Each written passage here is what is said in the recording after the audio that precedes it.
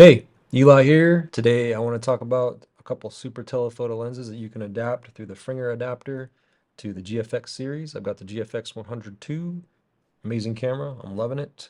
I had to sell my 100S to buy it, so I can't really compare them neck and neck other than my 2 years of experience with the 100S. But this camera's awesome. We're going to talk today about the 150 to 600 millimeter F5 to 6.3 from Tamron, the version 2.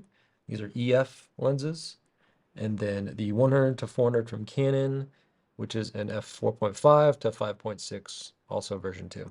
These lenses are pretty old, but they hold up pretty darn good. The Canon is the one I'm going to keep. The Tamron I'm not going to keep, but still great. Great option. If you're going to photograph like landscapes and wildlife and you want to use the GFX system, you're going to get a lot more reach. I just think the Canon, in my opinion, has more contrast, sharpness, and character. Today I'm going to show you what it's like to handhold these because I'm not going to tripod them or bipod them because my work just doesn't, photograph people and it's always in a hurry. It's weddings, it's families, it's elopements, proposals, and headshots are the only time I get to slow down as well as commercial work. But I do photograph a lot of different elements or different types of shoots, but always people. I don't really photograph landscapes except for fun. I'm not out there selling images of my landscapes. That's just not something that I've dove into quite yet. Maybe in the future. But for me, it's all going to be handheld. So real quick ergonomics on these. This does come with a tripod collar. It gets in the way. And this focus or zoom ring is tough and tight and, it's quite a throw. In comparison, this is a lot easier to throw. It's like, what's the throw? It's, you know, that many degrees, whatever that is. When you get over to the Tamron, the throw is backwards and it's a lot further and you just got to move that tripod plate out of the way, but you pretty much have to move your whole arm or, reach all the way around. But, that's just something you're going to learn to do and use it how you use it. The focus rings are farther forward, makes me think that these are meant to be on bipods because when you get out there, you got to really, you know, brace yourself and then, move it and then take the shot. So I'm not going to be shooting sports, but, the most movement I'll get is at a wedding. And so I can double down and use this Canon at a wedding. I could use the Tamron, but, that little extra stops on the aperture do cut away from ISO or shutter. Most likely it's going to be ISO. You're going to have to bump it. So yeah, what I want to talk about today is do they cover the sensor, what it's like to hold them, and then, the character and sharpness. Um, the Canon does not cover the sensor as well. I'm going to show you right now. We're going to pull up the video on my screen.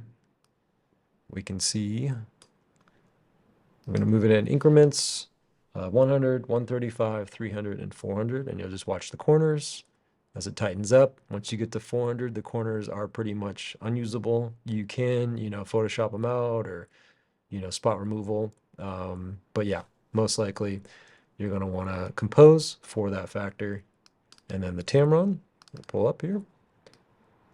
The Tamron is going to cover the sensor quite a bit better. We're going to go in increments of 150, 200, 250, 300, 350, 400, and oh gosh, 450, 500, and 600 at the end. And yeah, it's just going to hold up a lot better. So I'm not going to tell you to buy either one of these. I'm just going to show you what they're capable of. For me, getting out past 400 is pretty much unusable for the work that I do and not necessary. If I just shoot at 400 and walk closer, I'm going to get probably better results. So, all right, then next I want to show you how they look with some portraits. I apologize for this video. It's all handheld because I just wanted to show you what it looks like. I have I think it's the shutter set to start IS or image stabilization. And so this video, I'm taking portraits of my wife. The bottom left, you'll see it indicates Canon. And I'm just going to get tighter in the increments that are indicated on the lens, 100, 135, 200, 300, and 400. And we will go through the images after, but you can start to see the focus.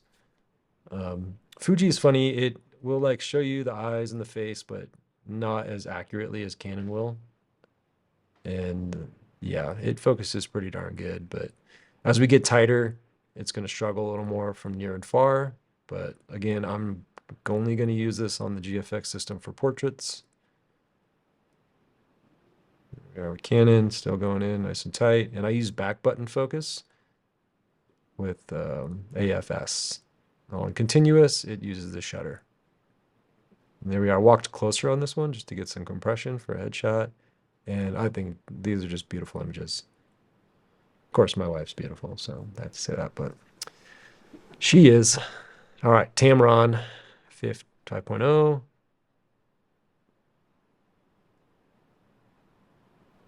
And yeah, you can just see how shaky this is. It's I know it's hard to watch, and it's also hard to shoot this way. And so that's where like using these lenses, you have to like, I mean, you could use a bipod or tripod, but for you know, any type of shoot that I'm going to use these on, I'm most likely not going to have the time to do that. So I think that the 100-400 suits me better. Yeah, just you can see it's funny. Like these are in focus, but for some reason Fuji has this lag. And there we are, going to go far and near and just a little struggle, but only because we're so tight in the lens.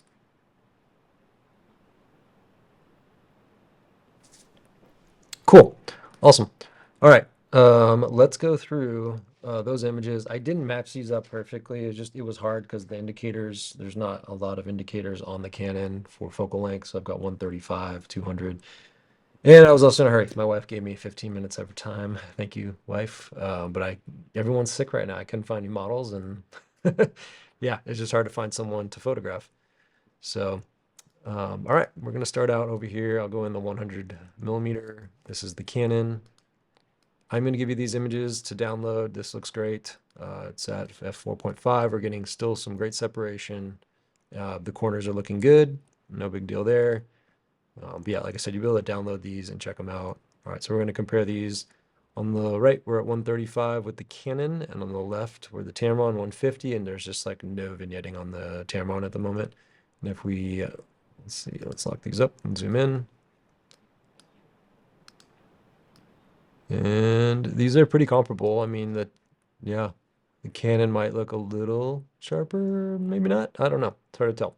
All right, let's look at these two images.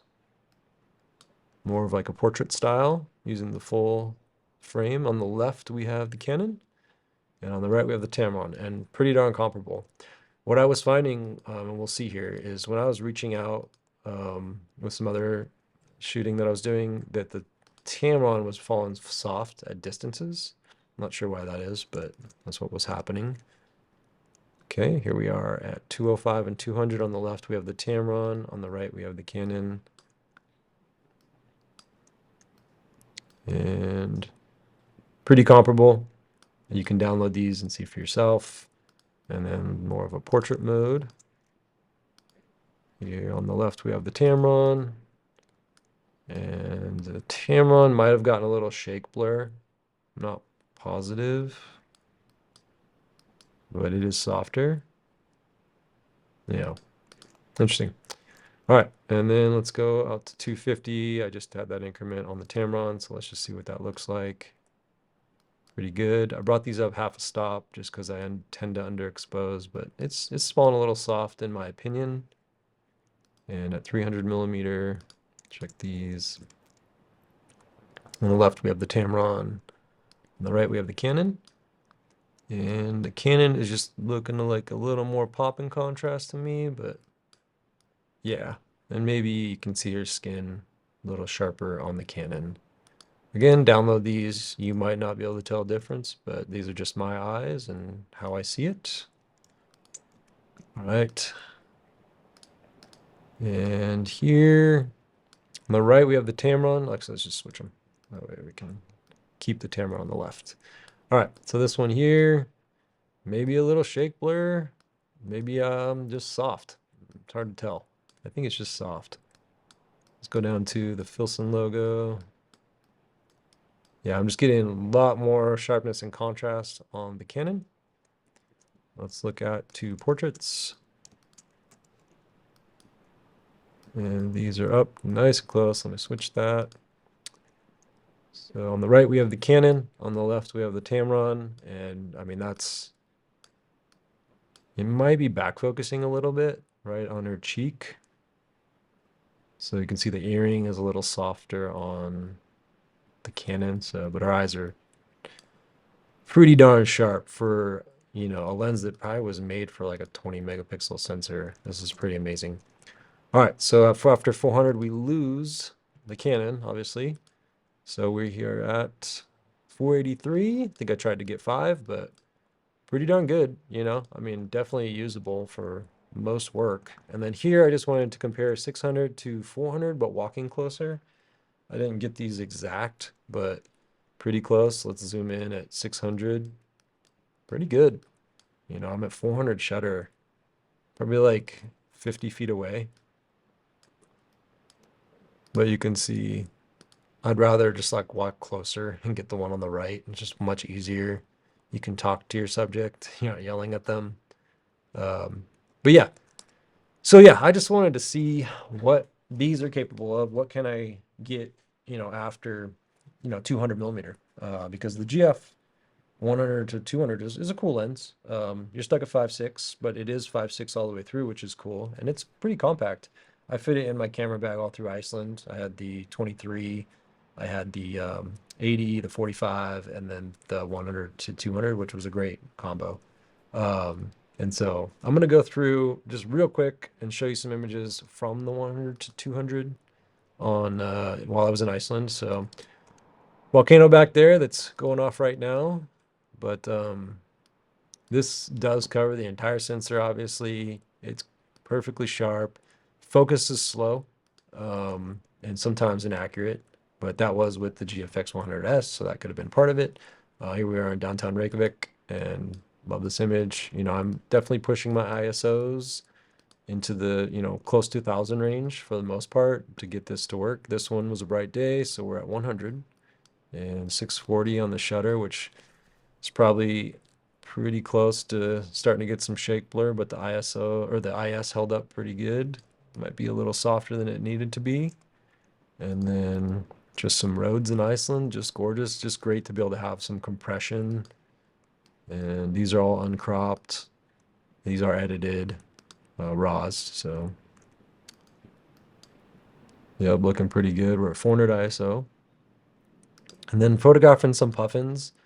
There's a lot of grain at 1,000, but it's a nice grain, and this is zoomed into 100%. So you're losing a little bit of contrast and sharpness, but I mean, now you could probably go through and, edit that out with the new AI features that didn't exist a year and a half ago. But this puffin's looking great.